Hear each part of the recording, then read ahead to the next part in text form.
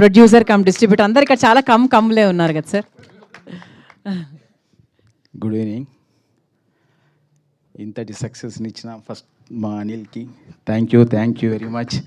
ఎప్పుడు మాతో ఇలాగే ఉండాలి, ఇలాగే డిస్ట్రిబ్యూటర్ని హ్యాపీ చేస్తూ మనం ఇలా సినిమాలు తీస్తూనే ఉండాలి. Thank you. మా సంస్థ మొదలు వచ్చింది డిస్ట్రిబ్యూషన్ నుంచి. ఒక 20 years బిఫోర్ డిస్ట్రిబ్యూటర్కి ఉన్న వాల్యూ ఈరోజు లేదు. ఒక డిస్ట్రిబ్యూటర్కి రెస్పెక్ట్ లేదు, ఒక డిస్ట్రిబ్యూటర్కి గౌరవం లేదు. ఇలాంటి సమయంలో డిస్ట్రిబ్యూటర్ తలెత్తుకునేలా చేసిన సినిమా సంక్రాంతికి వస్తున్నాం.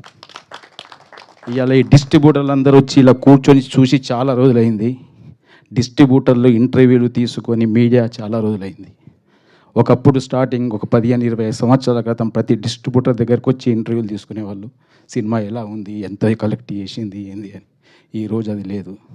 ఒక సినిమా ఇంత కలెక్ట్ చేసింది అని మీడియా, ప్రొడ్యూసర్స్ ఎవరికి వారే ఫిగర్లు వేసుకుంటున్న రోజులు ఇవి.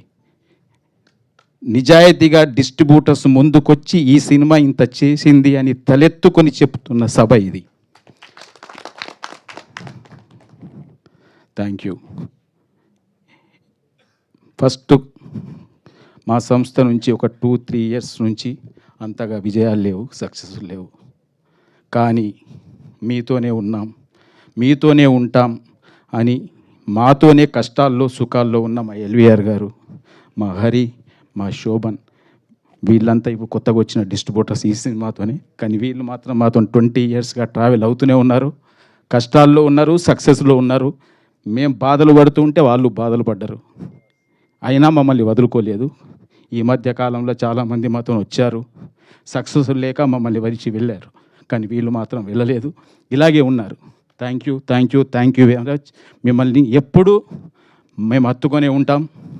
మేము ఇండస్ట్రీలో ఉన్నన్ని రోజులు మిమ్మల్ని వదులుకోం, మేముతో దూరం కాం.